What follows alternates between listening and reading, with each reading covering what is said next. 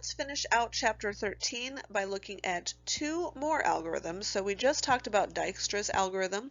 Now I'm going to show you Kruskal and Prim, Kruskal being my favorite. Also, this is my favorite video because it is the last video of Combinatorics / Discrete Math 2. Congratulations for making it this far. Let's go with Kruskal. So we're looking at a different method, but same goal. I still want the minimum spanning tree that exists between whatever my first designated vertex is and all of the other vertices in my graph. Again, we're going to follow a different algorithm, which means the process will be different, but if you've just watched the video before this, we're going to end up with the same solutions that we came up with in the other video. So let's dive right in. This algorithm again begins with delete any loops or parallel edges of higher weight. I don't have either of those here. Step 2 is optional, and I don't do it. But if you'd like, you can list the edges from least to greatest along with their weights, and that's just to help you stay organized. I just think it's an extra step, and I'm lazy and don't want to do it. So I go straight to then step 3, which says, look for the smallest number on your graph.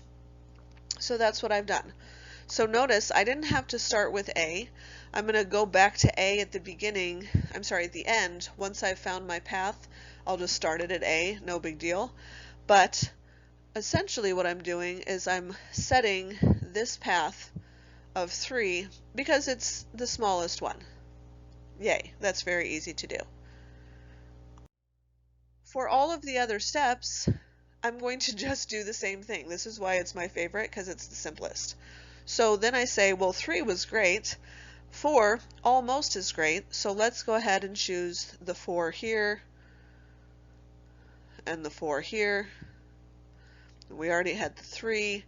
And then I'm going to continue that. So what's my next lowest number? I've got some 6s. Now, do I need to choose this 6? No, I'm not going to choose that 6 because that would create a loop, and I don't need a loop. I've already visited both C and G, so I don't have to worry about this guy. However, this 6, I've changed colors here. This 6 is a good one. Then I look for the next lowest number, and again I'm going to look at 7, and I don't care about 7 because I've already been to D and I've already been to B. And then I look at the next lowest number, which is 10. So I'm going to choose 10. I'm just going to circle these guys so I remember these are numbers that I'm actually using. And I don't care about the 11 because I've already visited both of those vertices. I don't care about this 20, and obviously that's the highest one anyway because I've already been to F and G. So really now I'm looking for what's the cheapest way to get to A, 12 or 15, and that's 12. And so here's my solution.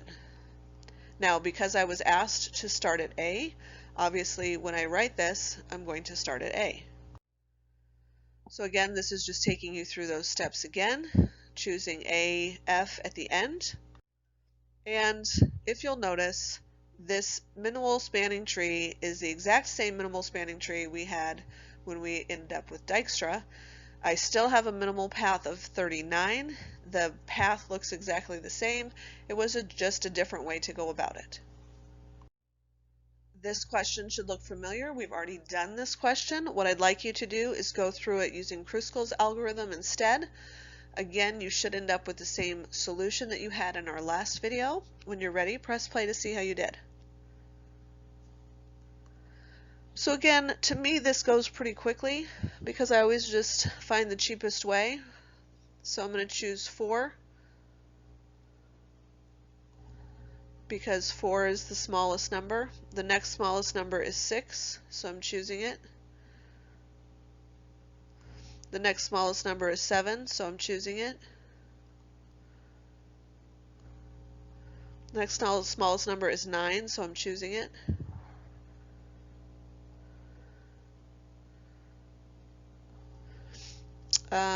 10.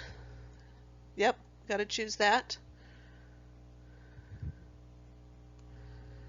11, yep, that's going to be the cheapest way to get over to those two that are sort of stranded by themselves. And the only one I haven't gotten to yet is C, so I don't care about this 13 or this 14. I'm choosing between 13 and 15 to get to C, and obviously choosing 13 is cheaper. So there's my picture. And again, what do I end up with? The same spanning tree I had before, which turns into a total of 60. And just one more algorithm to look at, and that's Prim's algorithm. And this one's probably my least favorite, just because this can get very difficult to keep track of as you go, and the more expansive your original tree, the harder it would be to use Prim's algorithm. Now again, keep in mind with any of these algorithms, these are things that we can program a computer to do for us. So these are algorithms that you would then write, and your computer would actually do all of the work for you. I'm just making you do it manually. I'm not going to use a table in this in showing you Prim's algorithm, but if you'll watch, I think I included a video in your extra videos section on Prim's algorithm, and they do use a table, so if you want to look at that method, you're welcome to, but I'm not going to.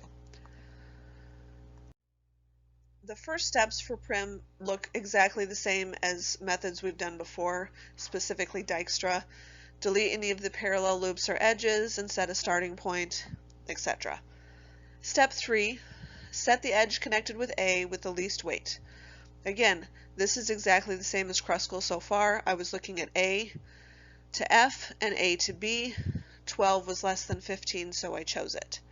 Now, the difference here is with Kruskal, we relabeled all of the vertices. With Prim, we don't. So how is this going to be different? Well, let's see what happens next. Now, instead of just looking at from F, so far I've looked at from A to F.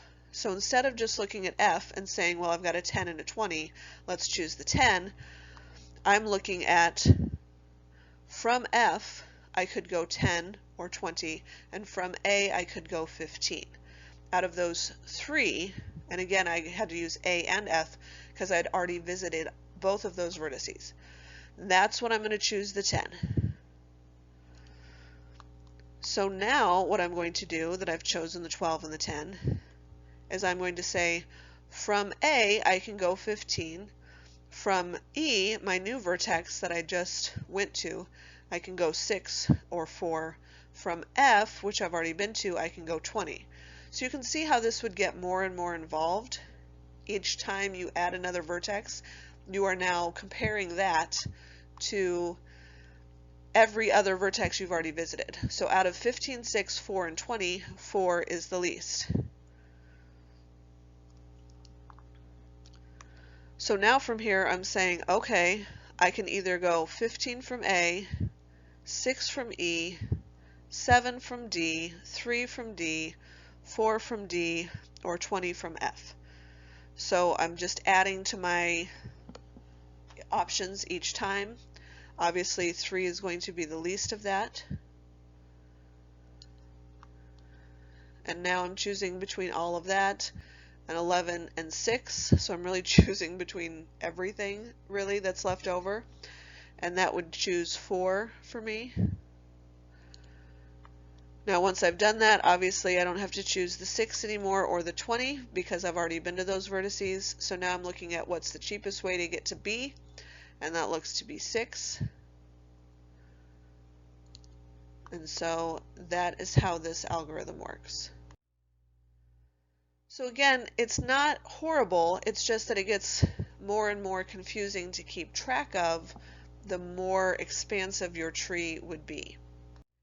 My final solution, just as it was with both Kruskal and Dijkstra, is that the minimum path is 39, and I got the exact same spanning tree.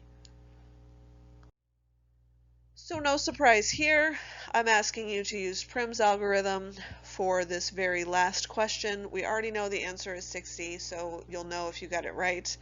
But go ahead and choose the correct path. When you're done, press play to see how you did. So again, my first step is to delete anything that's unnecessary, which I don't have to do. My second step is to say I'm starting at A, and between 4 and 13, I'm choosing 4.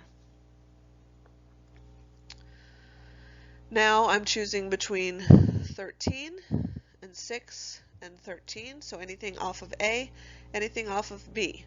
Obviously 6 is the least, so I'm choosing it. Now I'm choosing between 13, 13, and 7. Obviously 7 is the least, so I'm choosing it. And now this 13 is out of the picture because I've already visited E. Now I'm looking at 13, I'm looking at 14, and I'm looking at 10. And 10 is the least of those, so I'm choosing it. Now I'm looking at 14 off of E, 11 off of F, 15 off of F, and 13 off of B. Out of those, 11 is the least. I still have to get to G and to C, so I'm comparing 9 and 14 to get to G, and that gives me 9. So 14's out of it. And the only one I have to get to now is C, and 13 and 15. Obviously 13 is less, so I'm choosing it. So that's going to be my solution. I've been to every vertex, and my solution is the exact same tree I had before with a minimum spanning tree value of 60.